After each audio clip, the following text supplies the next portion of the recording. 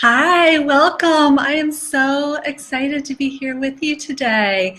Thank you, Angela, and the whole team at Avid Readers of Christian Fiction for setting this up. I absolutely love this group, so I am just thrilled to be with you. And I have an assistant today, and I wanted to introduce you to her, and it's actually super special because it's my daughter, Karlyn, and she just got back from Africa, literally flew in last night to return home. And not only that, but it's her birthday today. So you can wish her happy birthday. She's 15. Come here, come get in the picture.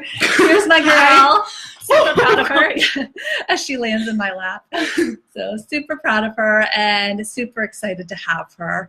So we are going to be doing giveaways today as we go through the discussion. Feel free to send in any questions you have. I am glad to answer anything that you have, whether it's writing related or whether it is related to catching the wind. So I'm going to talk a little bit about catching the wind, and I actually have some really great questions. Thank you to those who sent in questions before the discussion so I could go ahead and answer those and prepare. So thank you for that. So first of all, the first question I have is from Melissa Tharp, and she asked, what was your inspiration for catching the wind? And so I was just going to start with that. So thank you for starting that off well, Melissa, and we can talk about that. So this book was an experience like I've never had before. I've written 20 novels now and a number of novellas. And for this book, I had put together a proposal to send to my agent, and she was going to send it out to publishers. And this was a couple of years ago. And she came back and she said, well, I really would like to have a second proposal so I can send out 2 books. And I said, okay, great. And so I went to my favorite little coffee shop. We live in a really small town in Oregon. And I went to my favorite coffee shop and just sat there and prayed because I had nothing, which is a really super scary place to be as a writer. And so I'm sitting in that quiet space, this super old house, and I'm looking out and praying, Lord, I need an idea of what the second novel is supposed to be like and what it's supposed to be about. And I look out and there's this giant, they call it a weeping cedar tree, this beautiful big tree outside. And I just sat there, and in my mind, and it wasn't a vision, but in my mind, I saw sort of this tree house and this little boy and this little girl in this tree house. And they were German, and it was like 1938. And I knew that they were going to have to run away. And I didn't know at the time what threatened them. Of course, I had an idea what it could be, but I didn't know what threatened them. But I just knew they were going to have to run, and I knew this little girl was going to get lost along the way. And so the title, and usually titles don't come to me right away, but Catching the Wind popped in to my mind, and I started writing it down. And God just took this little glimmer of an idea, this little glimpse of this boy and this girl about to run away together, and put together a whole novel. And I am super grateful for it. So thank you for everybody that's joined us. Maria, that's so nice. Thank you. Becca, oh, that's so fun that that you're with a whole group. So hi, that's okay that you can't listen, but I'm glad to have you join us. And thank you, Julia, for your nice note. So that's super sweet. So thank you for your notes. And Carly's going to do pick a book here in about 10 minutes or so, and we'll pick somebody, pick a number and pick somebody to give that away to. So thank you for your notes.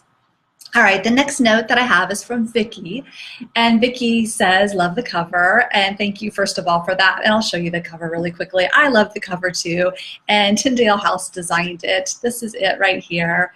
Beautiful cover that they did, and a little girl, the little girl who ran away and got lost in the book, and then these magnolia petals, which is just a huge symbol throughout the book. And a few people, my other daughter, I've got 2 girls, and my other daughter, Kiki is her name, and just happens to look a whole lot like this little girl. So it's not her, but people ask me a lot, is this Kiki? And it's not. So back to Vicki's question. She said, can you give us a summary of the story? So yes, God graciously gave me a story after that initial idea and that initial thought.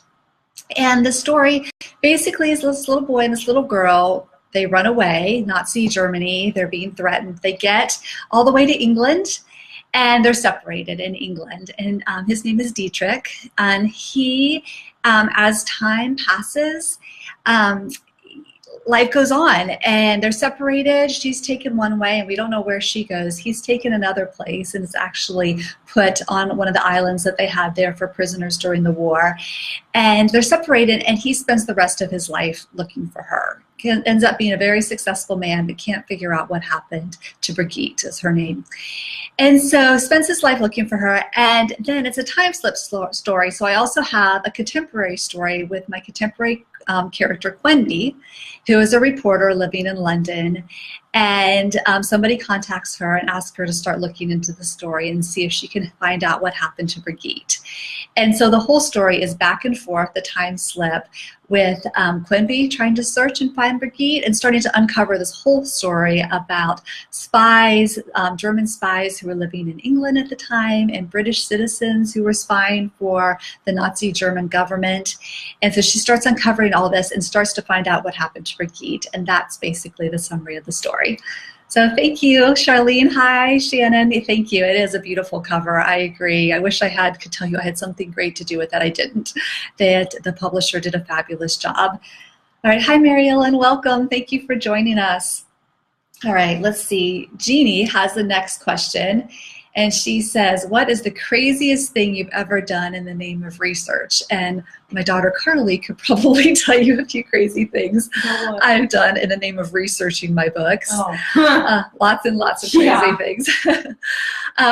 But you know something, every research trip I take, and I always travel. The last few novels, I've had one set in Austria, and one coming out set in Holland, and several set in England. And so I always go to my locations, my main locations, because I cannot imagine writing a novel without actually being there. I need that to see where things are, and all the sensory information, and what things smell like and look like, and all of that. So I always go to my location, and inevitably stuff happens. I either get locked someplace, or I get lost. Somebody has to rescue me. So all sorts of things have happened. My next novel coming out, and it actually comes out the 1st of September, and I can show you the cover. I didn't have anything to do with this one either, but it's gorgeous. It's Hidden Among the Stars. This is an early copy, and I'll give away a few of these later. But Hidden Among the Stars, I had to research to find out what would happen if you opened up a coffin 400 years after it was buried.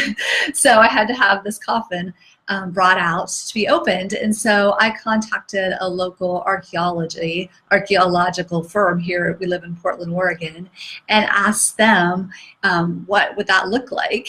And she said, well, I will tell you, but whatever you do, you have to promise me, don't go open an old coffin yourself to find out what's inside if I tell you how to open it. And I just had to laugh, because I said, of all the things that have gone through my mind of what I would do with all this information, never once did I think, oh, I might go open up an old coffin. So I let her know that. But I have done a number of crazy things to find out just, you know, what things would happen. What would happen if I had this happen or that. And I love doing that. So thank you for joining us, Shannon and Hannah. So glad to have you. All right, Terry Clark asks, do you keep a notebook handy so when ideas pop up, do you jot them down for future writing? So I think, like any novelist, I'm constantly thinking of ideas. I am not a great planner when it comes to writing my novels. I do a proposal, I do a synopsis with the knowledge, and my great publisher knows this, that it's going to change, because I get inspired as I write and want to find out what's next. And I'm sort of in the process, the same process as the reader is going through. And so I do write things down. Now, I don't have a specific notebook. I know a lot of writers do. I write things on my phone. I write things on napkins. I really should be more organized and have one notebook that I carry around with me.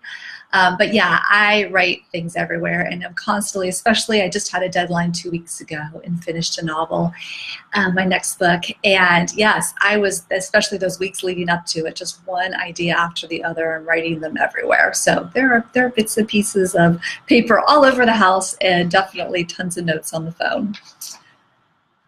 All right, let's see here. Excel Andy asks, what's the story behind the little girl that is used for your book cover? Why did you choose a little girl? Well, again, the publisher chose the model for the cover, but I did ask, to have a little girl on the cover, because the story begins with the little girl getting lost, and she and Dietmar are running away and trying to find just safety. Their parents have been taken away by the Nazi Germans, and he's trying to rescue her in particular.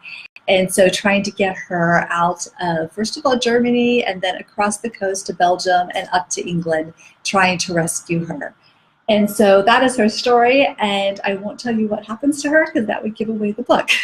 But yes, the entire book then shows what happens to her, and we find out how Brigitte lived her life through the story.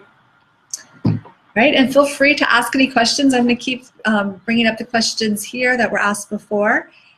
So let's see here. Do you do giveaways for book reviews? Yes, I do occasionally do that. If I have some extra copies, and I'll be doing that this morning or this afternoon, depending on where you are. I'll be giving away a couple copies of my book that comes out in September, the early editions, for people who want to review it. I would love to have you do that. All right. Thank you for all these wonderful comments. All right, this one is from Heather McDonald, and she asked, what made you want to write Christian fiction novels instead of a different genre? And so I grew up reading. I was a voracious reader, like I know many of you are. I was the kid with the bike, and we didn't have a library nearby, so the bookmobile would come out to our, where I lived in the country in Ohio every week, and I would fill up my basket with books, and I would read and read, and just fell in love with literature. I was very inspired as a kid. I loved Grace Livingston Hill books and just sort of the early Christian fiction writers. And so I went on, had a career, loved to write, loved creative writing, wasn't really planning to pursue a career in novel writing and fiction writing, but God put something in my heart right around the time I was 28, 29.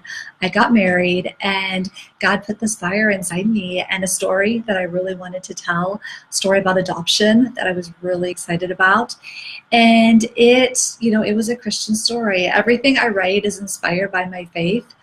Writing is almost a form of worship for me. It's a form of community with the Lord and listening and expressing myself, and I love it. It's like having devotions for me, the process, the creative process.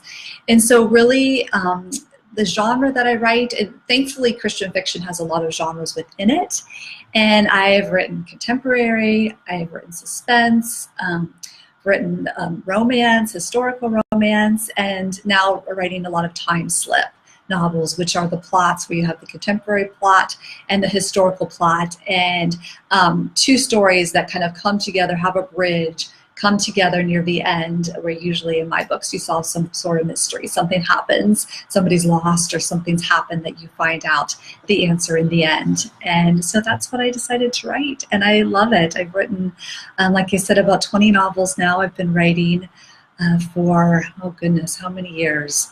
About 15 years now I've been writing full-time fiction, and it's been blessed. I've been very grateful to do that. Hi, Carrie. Thank you for joining us.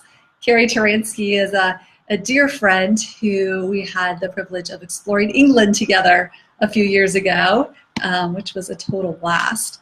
So hi, Maria. Thank you. Okay, Shannon has a question. What's your favorite genre to write? And was it scary to branch out to other genres?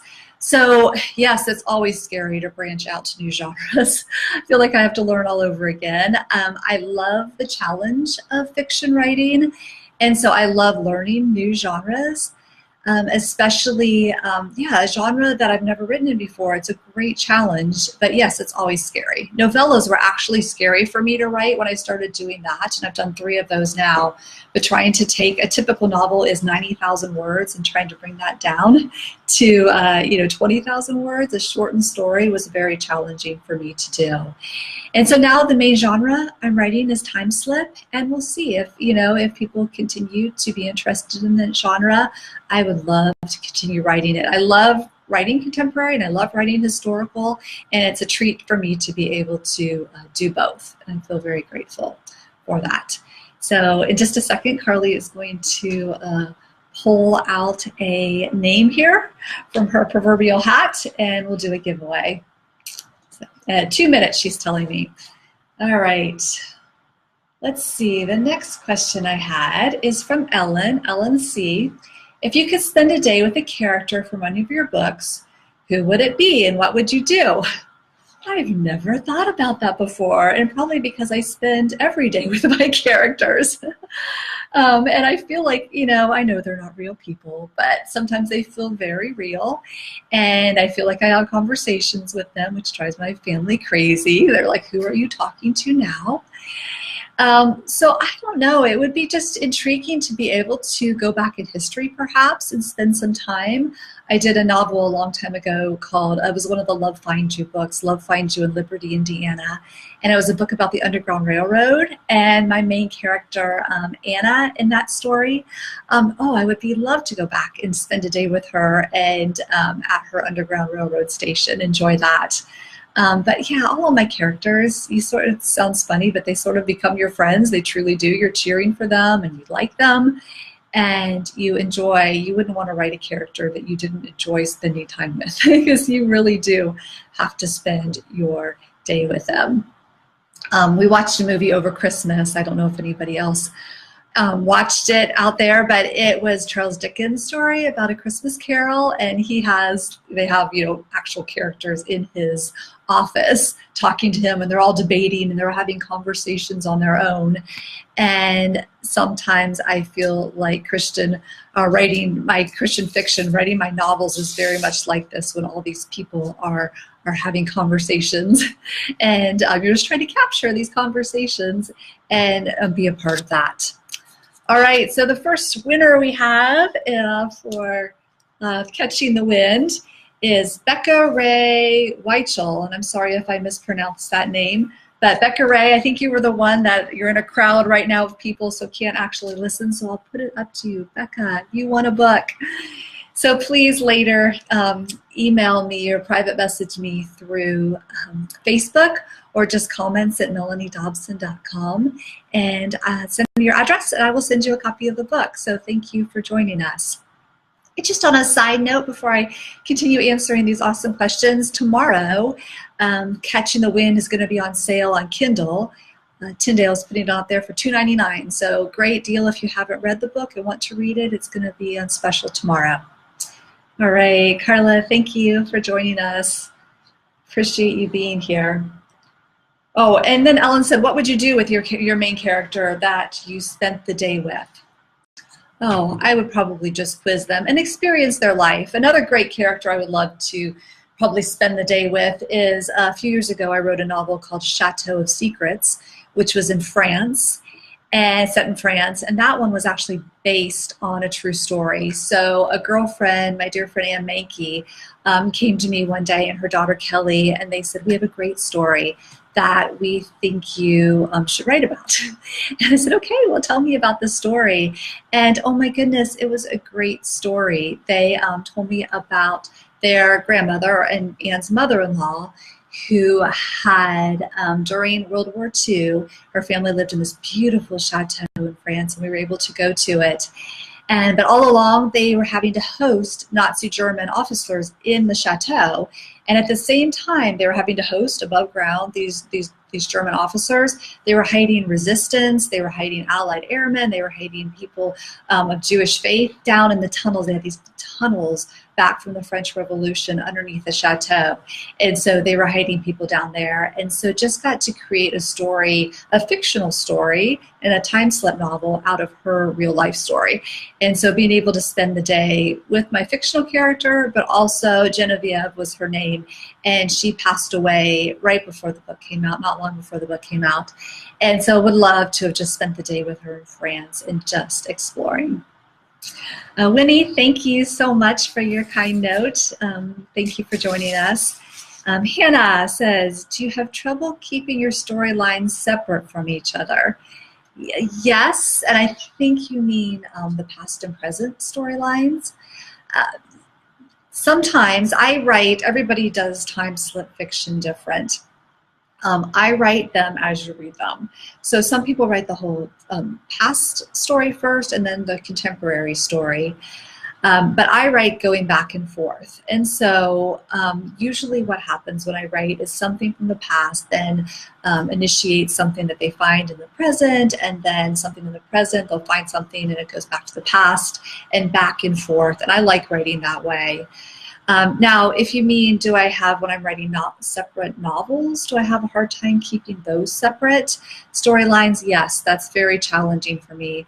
And it takes me a day or two to kind of get back into a new story, or the story that I'm currently working on. I can't just bounce back and forth. But yes, thank you, Hannah. Yes, I do. You're talking about time slip novels, keeping those storylines straight. I live my story because I'm not a big outliner like so many amazing novelists are. I kind of live my head, the story's in my head, and it's really messy. I have a messy head. I have all these things happening, and it doesn't always make sense, which is why I like writing. It's sort of making sense of all these different pieces. And so keeping track of it can be a challenge, but once I get it on paper, it all seems to come together, and it's good for my brain. So Charlene, thank you. I hope that you enjoy the story. Thank you for joining us. All right, let's see. Perry Ann asked, who creates my covers? The publisher always creates my covers, so I've never had another experience. Well, I've done a few indie books where I've taken some of my older Love Find You books and I've recreated them, and I have a dear friend who does my covers for me for that. Mike Keith does some of those, and Nicole Miller does some of those covers. But the covers, like for Catching the Wind, these are all from Tyndale House. My publisher does these covers, and they do, like I said, just an extraordinary job. Let's see, Katie King, what styles of books do you write? And then ask, what is this book about? So I write time slip novels now. I've done historical, I've done suspense, time slip, the back and forth between contemporary and past. All of them are obviously different. The last 3 novels that I've had with Tyndale have all been World War II fiction. So I've had Catching the Wind with Tyndale House, and then Hidden Among the Stars, which comes out September, the first week of September. And then I currently have a World War II novel that I just finished that I'm super excited about that comes out with Tyndale House in 2019.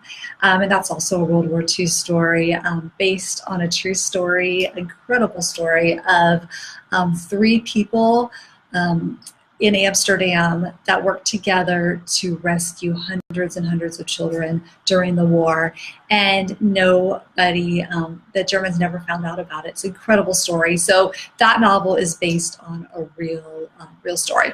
All right, Maria, how long does it usually take to research a historical book? Oh, that's a great question. It all depends on my novels, but I usually allow a month to completely, and I am like 40 hours a week immersing myself in my time period. And I read books, I interview people if the time period isn't too far past. If it is, I interview people who know about that time period. I try and spend a week in the location, just soaking it up and experiencing it, especially with time slip. That's important, because finding out what life is like there today and what life was like there however many years ago. In the novel that I just finished, that's set in Holland, I was able to sit down here in Portland actually with a gentleman and his sister. He had been rescued during the war, and his mom just passed away, but he was Dutch. He lived there and was just a baby when the war started. And 4 years later, he has some memories of being hidden and what that looked like, and then what happened after the war. So being able to sit down and talk to people face to face is a very important part of my journey, because I can ask them the questions that they wouldn't I wouldn't necessarily be able to read. Shannon, how did you do your research for Catching the Wind? So for Catching the Wind, I went to England. And I sat down in the National Archives in London, which was my favorite thing to do, one of my favorite things I've ever done on a research trip. And the reason I did that was because they had just released file after file of, I call them the spy files. And on them, you can see, if you go on my website and look up my research trips, you can see some of the files that I'm talking about. But they would say top secret, spy file on them, and just spending the day pouring through those files and reading story after story, real life stories about British citizens who have been spying for Nazi Germany. And it was just an incredible experience. So read that, took a ton of notes. I could have spent days, right there. At that place. However, for Catching the Wind, I then went down to Kent, where the story is partially set, down south, where the children originally came over, and explored and went to Churchill's house and did all of that. And then part of the book is actually set right off the coast of Washington State, where one of my past characters now lives. And so went to some islands out there and researched that, and did some castles as well, because that's part of the book. So little bits and pieces, but spent a lot of time in England researching that. When he says, what is the most unusual thing you've researched or come across while researching? Most unusual thing. Well, the coffin was pretty unusual. I'm going to make a note of that, because I'm going to think about that for a few minutes, Winnie, because I've come across so many things unusual. So I know I have something better than that. So let me think about that for a minute. Most unusual thing I've researched. Thank you, Shannon. So yeah, I hope that you're able to look at it on the website. I'd hold it up for you if I could, but I don't have that with me. Oh, thanks, Christy. I hope you enjoy it at the other side when you're able to watch it all, and hope you enjoy the book too. All right, so let me get to the next question I said. Okay. Julia says, what inspires you to bring these stories of World War II to life? What is your next project going to lead you to? So I think World War II is intriguing to me, as well as so many other authors, because there was, there's always gray in every story, but there was really clear black, really clear red, really clear white, really clear enemy, and a really clear sort of a good person trying to rescue others. So that was part of it. But the reality is, I love stories, and I love researching stories where ordinary people do just extraordinary things. And that's every single book I write has something to do where you take somebody from their ordinary life, doing, whether it was Genevieve in France, in French nobility, and that was her everyday life, her ordinary life, and having to do something extraordinary in rescuing people. The story that I just researched in Holland, the ordinary people, a director of a teacher's college, basically a principal, a lady who oversaw a nursery, and a student, just ordinary people who ended up rescuing hundreds and hundreds of children. So yes, those are the kind of stories that I really enjoy researching. Hi, Karen. You're not too far from my hometown in Ohio. I grew up in Mount Vernon and went to school in Mansfield, so that is home for me. Charlene, I'm sorry that you keep losing us. I'm not sure what's happening with that. Yeah, I don't know. But maybe you can watch it on the other side. Maria, oh, that's so neat that your dad fought in World War II. So that's really, really special. Yeah, just so many extraordinary people that fought against evil in our time, and the stories just seem to be endless. I think, oh, I've researched and researched, and then you learn a new, just incredible story that I'm like, oh, I have to write about this. And yeah, just so many heroic people during that time period. And thank you, Karen. That's your favorite time period too. All right, let's see here. Another question. Lucy asks, what inspires me to write? First of all, just writing in general, I have been inspired to write since I was a kid. It's just, for me, it's been a God-given a gift to me, for me personally, to be able to be passionate about putting stories on paper. And it's a way for me to express my emotion. When I'm feeling something and I'm not sure what to do with that or what to say, I can write it down in a creative way. And so I have when I was about 7, I started keeping a journal, and I have this little red journal that I have as a kid, and just started recording day to day. And I typed up my autobiography when I was 9. It's about this long, what my life was like when I was 9. And so I've always been inspired just to write. Now, to write fiction, in my 20s, God, I think, just showed me that how he works through story. And reading the Bible, how Jesus, just parable after parable after parable of stories that he told in order to communicate a greater truth, right? And so he took stories, and I think he uses stories throughout the Old Testament and then the New Testament in order to talk to us wherever we are. Stories communicate to us on a level, like you can tell somebody something, or they read a story, and God can communicate to them in a way that you may never have been able to on an emotional level, on an intellectual level. And I'll have people that read my stories and say, oh my goodness, this is what I learned, or this is what God taught me. And I'll look at it and think, that's fabulous. That was not my intention at all. God took a story that I was faithful in writing and communicated something that I never anticipated that he would use. He would communicate through it. And that's what I love about story, just the power of story. So thank you for those nice words for all of you. I really appreciate that. And yes, the spiritual content of Catching the Wind was a journey. Every book is a personal journey for me. I am learning as I write and praying that God shows me something new as I write.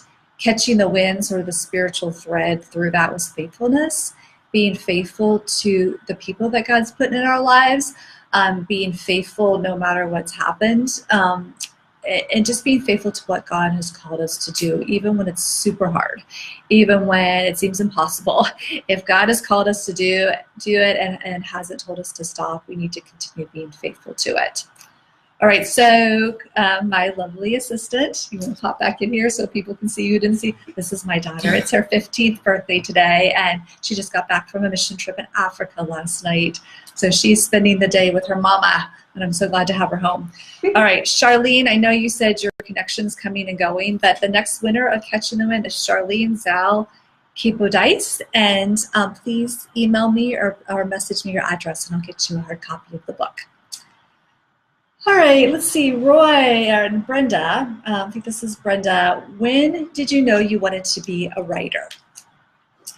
Like I said, I loved writing ever since I was a kid. I don't know that I thought I would be a professional writer. It was just a way that I communicated. Love stories. Oh, I would just dive in, like I said, at the bookmobile, go get all these books, start reading them. And then once I ran out of books, I started thinking, oh, well, I can create my own stories. And so started writing my own stories. What I didn't know back then was that writing middles are really hard. It's hard for me all these years later, 40 years later, still hard for me to write middles, but nobody had told me back then to keep going. Get your intro done, get your beginning done, push through the middle, even though it's hard, and then by the end of the book, the end will come. So I didn't know that, and so I would write the beginning, and maybe I would know the ending, but I would quit every time in that middle section and wouldn't finish the story. And so it wasn't until I got older and had pursued a career. I was in public relations for a while, wrote for a newspaper, and I actually had to finish my work, which was a good thing. I had to learn how to push through the middle. Then by the time I started writing fiction, I had acquired that of having to push through the middle, and I still have to remind myself these days, you've got to just get through the middle. You can come back and revise. It's not going to be perfect, not even close to perfect my first round, but I can come back and I can always revise, and so that's what I do. Oh, thank you, Becca. That's so kind of you. I'm sorry that you cried. If it makes any difference, I got teary-eyed too writing that story, so I'm glad that that was touching to you. Just like God gave me the beginning of that story as a surprise, he gave me the end of that story as a surprise as well. And it was actually days before my deadline that he gave me the end of that story, and I was a little nervous. But he was faithful, as he always is, to give me an ending, and so I was grateful for it. Karen says, happy birthday to you. Oh, thanks, guys. Happy 15. Oh, thanks, Becca. Well, gosh, you guys are so encouraging. Thank you. This helps me as I get ready to start a new one, so I appreciate it. Um, all right, so okay, what kind of research did you do in order to write Catching the Wind? And I answered that one, I think, with that, going over and diving into the spy files and all of that, which was really, really intriguing to me. And also, I do just tons of reading on this end. I have an incredible library, and I call my librarian my best friend because she is able to get me any book I need. It's just amazing to me. And so when I go to research, that's my front end. I start with the internet, knowing that not everything on the internet is true and it needs to be verified. And I take it up and I start verifying in books and then first person accounts, and I have different tiers that I write. And so this book, like any other, started after that first inspiration, reading lots of books and then going to England and doing the research there. Oh, sorry for the tears, Maria. I do. I get teary-eyed reading stories too. Oh, I'm glad you liked the ending, Shannon. We, went back and forth on that, and I just felt really strongly that that's the way it was supposed to end. And so I love surprise endings in the book, and I wanted it to be, it just felt like it was supposed to be the ending. So thank you for saying that. I am glad that you thought so as well. All right, let's see. Amanda asked, how long did it take you to finally put down the first word after you decided to write this book? Well, unlike other novels, it took me about 15 minutes because this one was just inspired. That's all I can say, and it's just a gift to me. And this is the story that I looked out and God gave me the idea, and I started scribbling down the idea. So typically when God gives me an idea, I start scribbling down pretty quickly. But my ideas come from all different places and all different people. And so every process is a little bit different. Sometimes it's something I read, something somebody says. Sometimes Refuge on Crescent Hill, that book was inspired partially because I grew up by a mansion in Ohio, so some people have said they're from, that had been on the Underground Railroad. Incredible mansion that I'd never been able to go inside, but had intrigued me ever since I was a kid. And so that was partially inspired by that, and then partially inspired by a movie character, a secondary character who I thought needed to have a lead part. And I loved his character, and I was like, oh, I want to write a novel about this character. And so, all different places they come in. I get my ideas. All right, let's see. How much time do you spend researching versus writing? Research about a month typically, and then it typically takes me about 3 months to write a novel, the first draft, not the whole process. I write about 10,000 words in a week. I write 2,000 words a day. When I'm writing the process, my process is every writer is different, obviously, but I wake up in the morning and I edit what I wrote the day before. So I edit those 2,000 words, which gets me right back into the story. And then I write my next 2,000 words, and that's my day. And then the next day I start all over again, editing the day before and writing the new words.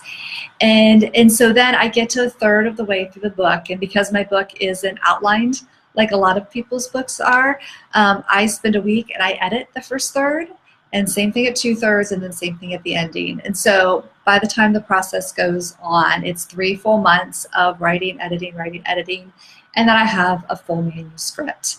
Now I'm still researching a little bit, what was the something somebody would wear, or something like that. I'll do a little bit of research, but I know the time period very well by then. I know a lot of the background information, and it's just little bits and pieces I need to do. And then at the very end, I go back and I review my research and make sure everything is historically accurate. And then starts the editing, which is a 4-phase process of back and forth between myself and the publisher, just trying to get everything to work together. All right, thank you all for your notes. Oh, I try and stay disciplined. It is not perfect, and things happen. But if I don't stay in the story consistently through that time period, then I'll lose the story, and it takes me a long time to get back into it again. And sometimes I need to actually go away for the weekend or a couple of days. I'll go to a hotel or something like that and just kind of shut myself in for a few days. And can get a good chunk done during that time period. But what's most important for me is to stay in the story, even if it's just a little bit during the day. All right. Researching, where does the inspiration for Catching the Wind come from? Yeah, that's just straight from God inspiring me from a tree and just a picture in my head. Let's see. Who are your favorite authors that write in the same time slip genre? Oh, that's great. So I enjoy reading Christy Cameron, Kathy Golke. There's a number of wonderful Christian writers. Leslie Gould and Mindy Stearns-Clark write in that. Carrie Terinsky's with us. She writes incredible, just historical fiction. And so there's a number of authors that write historical or contemporary that are now delving into the time slip genre. I also really like Kate Morton, who does the general fiction. She writes some incredible time slip fiction, and Sarah's Key is another really great novel.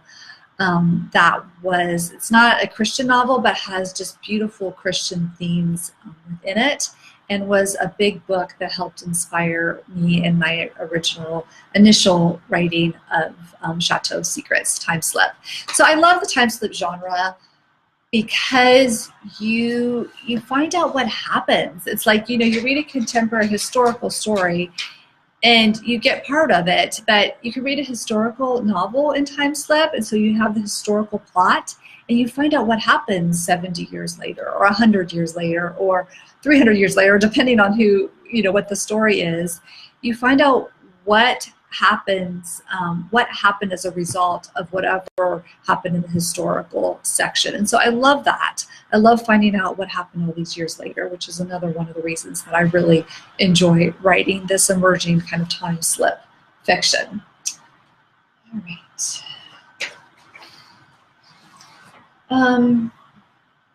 Looking through the other questions here and trying to find some that I haven't written. Okay, so Cynthia Adams, thank you, says, do you come up with different storylines, and how long does it take for you to develop a storyline? It's just different every time.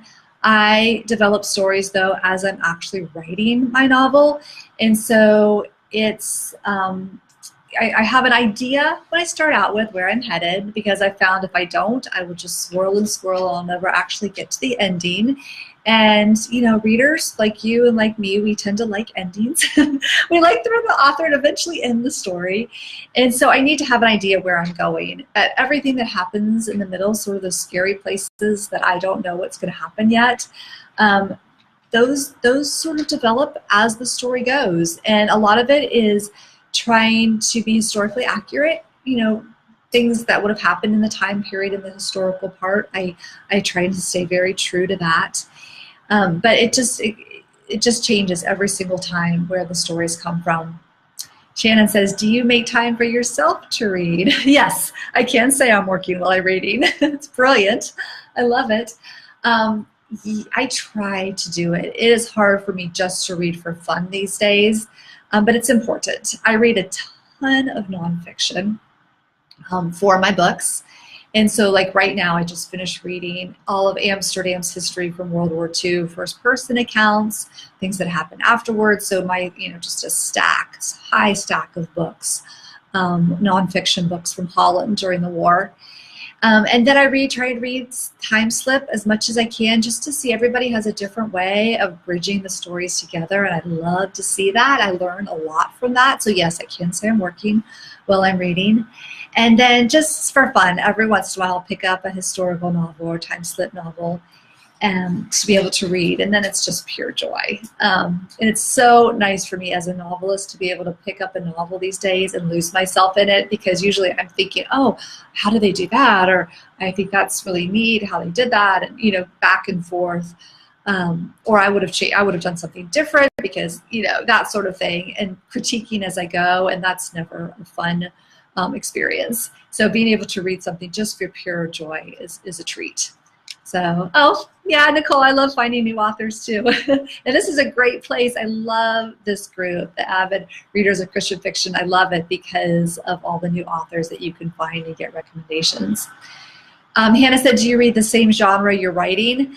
I read it, try and read it for pleasure. I don't read it well. I'm actually writing a novel, and I try and steer clear actually of World War II novels and too many time slip novels while I'm actually writing, because I want it all to be fresh as possible. I don't want it to be influenced by other authors and other writing, and so I try not to do that. But now that I finished a novel 2 weeks ago, I'm going to take a month and just enjoy and read and do some things like that. Okay, Shannon, and you just left a comment. You are the next winner, Shannon Nordgen. So please email me or private message me your address, and I will send you a copy of the book. Yay. And Becca, you did win a book, and I hope that you saw that earlier. All right. Oh, Chloe, yeah, thank you for your comment about research. Research is what I love. I love the process of research so much that it's really hard for me to stop researching and stop writing, I start writing. And that's why I have a month of research, and I know pretty much how much research I'm doing, because if I don't, I will just research and research, and it's an addiction. I'm telling you, it's like something I could keep doing and never actually write the book. So I have to do it, and then I have to stop myself and get going.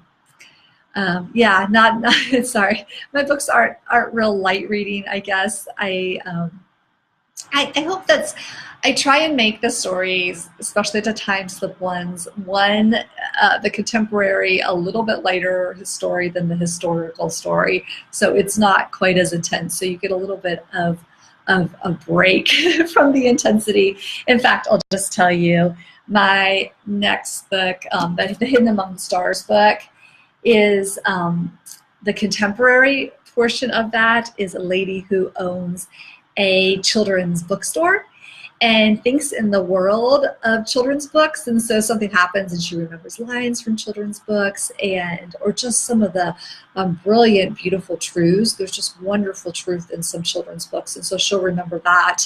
But it was such a fun storyline to write, because the past storyline in Hidden Among the Stars is pretty intense, about hiding some people and treasure and stuff back then. And it's a pretty intense story, so I hope it balances it out. Debbie, congratulations on working on your first book. Yes, it is scary. I agree. And we are sometimes our worst enemy because we edit ourselves, edit, and it's hard to do that and write at the same time. So I would just encourage you to get that story on paper, no matter if you don't particularly like the way it sounds the first time around. You could go back and edit, and you can edit again, and you can keep editing until it's the way that you like it. But good for you. I hope that you're able to just overcome that fear that is for all of us. This is, I'm working on novel number 21 now, and I still get that fear, honestly. Sometimes it's still scary. You sit down and the blank page is a pretty scary place to be. So I just encourage you as you write. So welcome, Beth. I'm glad you can join us. Oh, Becca, I'm so glad you're part of the blog tour. So thank you for doing that. I really, really appreciate it. Oh, yay, Debbie. Thank you for joining us. Yeah, I'm glad that you're here and that you stumbled upon us today. So welcome. Thank you for being here. All right, we've got about 10 more minutes left. Let me know if you have any other questions, and then I'm going to go ahead and take a look at some of these questions that have already come in and make sure that I've answered everything that people said. Jessica wanted to know how much input I have on cover design. Usually what happens is with the publisher that I currently have, they'll come to me with like 2 different options, and they're beautiful. It's always hard to decide. And then I make little comments like, this isn't the castle I was envisioning, or this isn't the, can you do this instead of this, or just little comments that they are the ones that come up with the big picture. And then we work through some of the smaller things and come partner together to come up with the design that we're both really excited about. So I love Catch the Wind cover, and I love the Hidden Among the Stars cover that's getting ready to come out. Both, they've done a fantastic job. All right. Answered those questions. Oh, Denise says, do you cry while writing your books? Sometimes. Sometimes I do.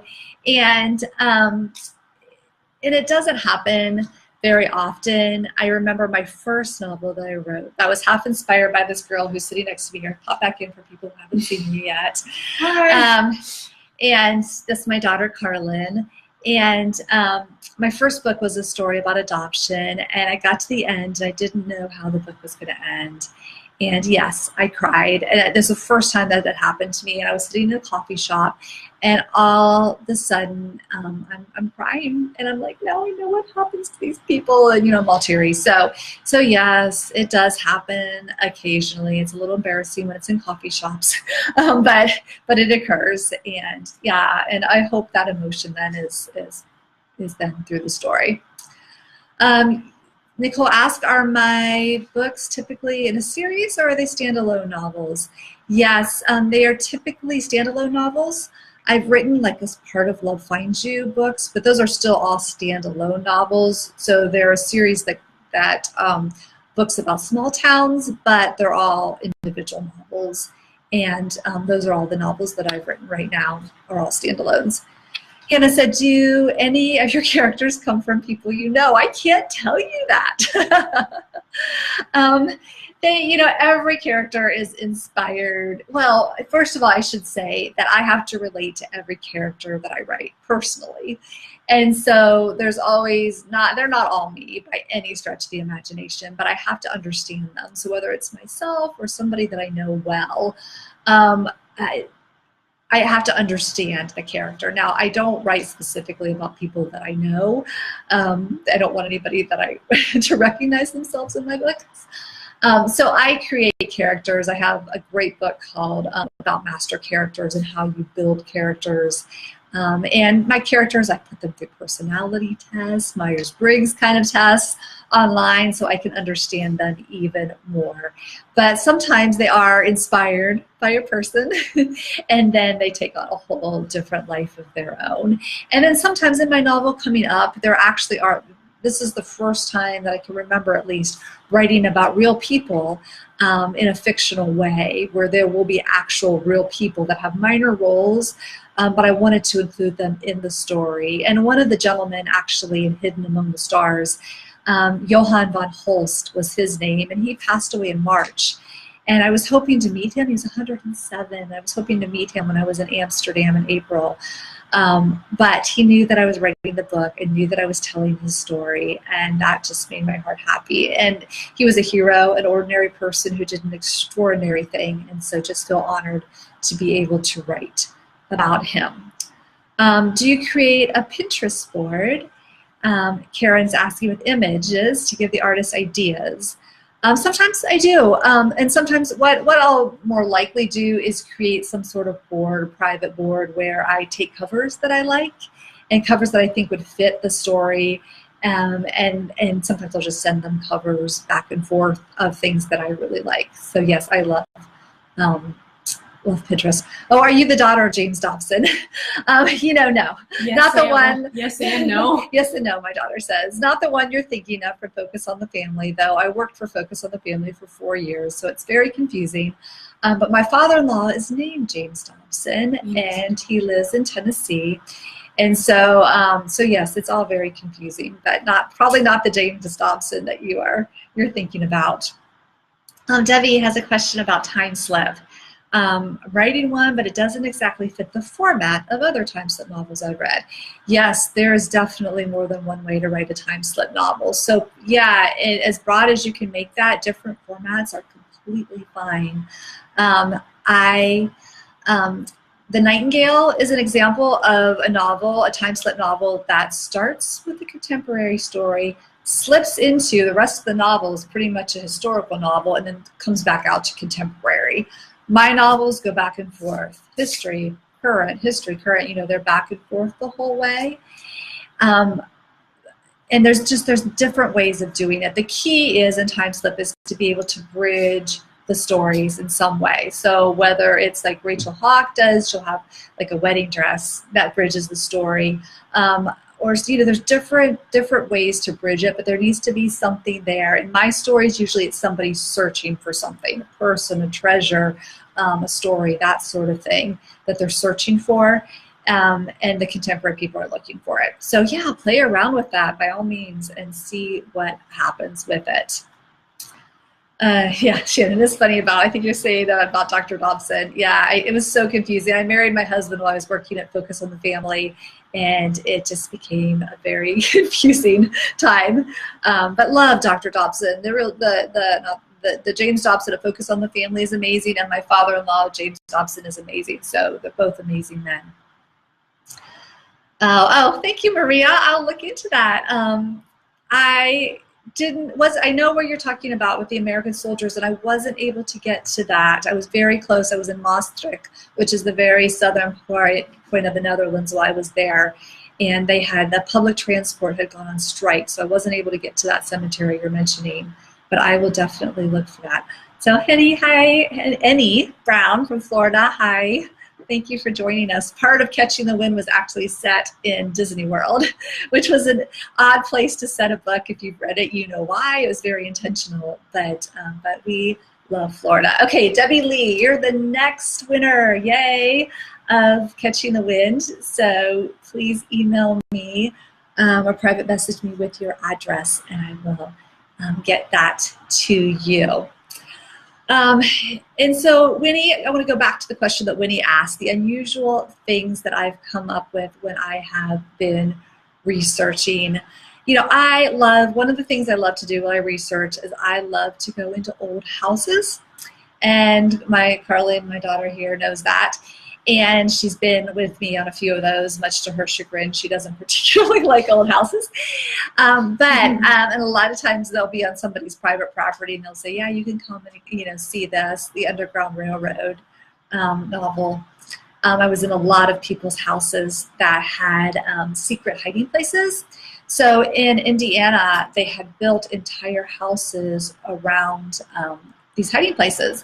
And so people invited me in. They were so gracious. And sometimes I would go up, they have attic spaces or secret closet spaces where you could get up to the attic where they would hide runaway fugitive slaves, or they would have one place that I went to, and this was very unusual. The lady there, I had found her house in a newspaper article, and I knew it had been on the Underground Railroad, but the lady didn't know it. And when I knocked on her door and told her, she said, oh, that explains a lot of things. And she brought me into her home, and you walk up the steps, and there was this peach window, stained glass window, just at the top of the steps that you could see with light coming through it. And she said, come around back. And so we went to the second floor and went around back, and there was a false wall.